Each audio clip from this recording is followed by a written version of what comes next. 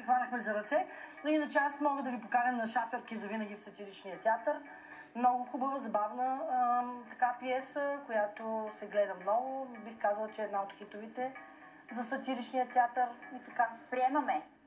При мен какво много? Ами, ето, ще се върна съвсем скоро на сцената на четвъртия етаж на на Народния театър Иван Вазов. Хипотетично чудно представление, в което всичко е възможно. Каниш ли ни? Абсолютно каня всички ви. Чудесно е. Благодаря. Аплодисменти.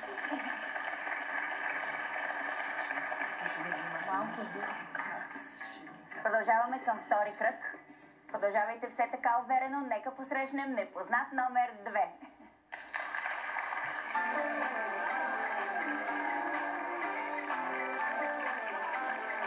Ма те ли си, бе?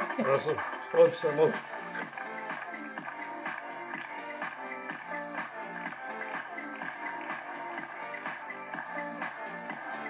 Добър вечер, казваме на Константин. Добър вечер. Константин е от Пловдив и е тракторист. На свободна практика.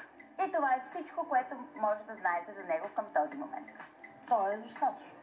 Да. Сега, това, че сте тракторист, не ни дава абсолютно никаква информация, освен какво правите. И то на свободна практика. Да видим обаче ръцете ви. Те са едри. Нали така? Едри, Оттрудени. Оттрудени ръце.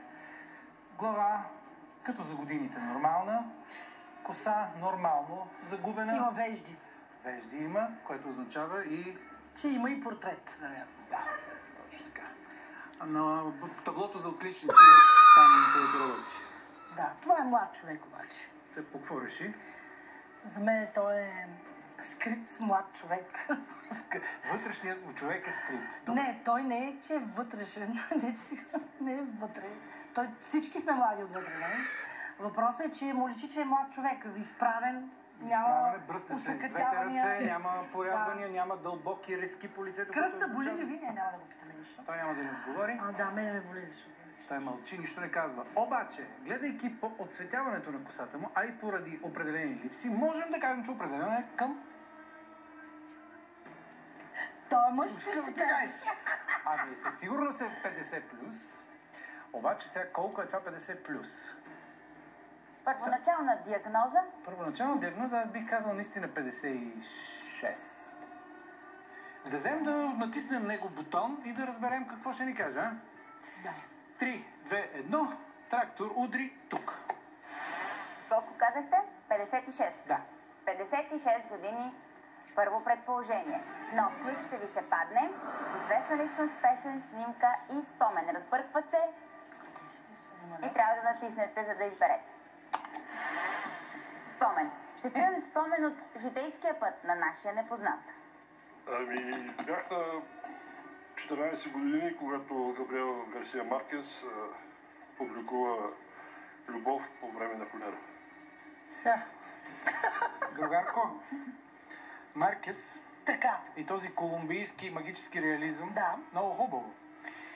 Да, хубаво, но за мен не е много. Сега, годините обаче.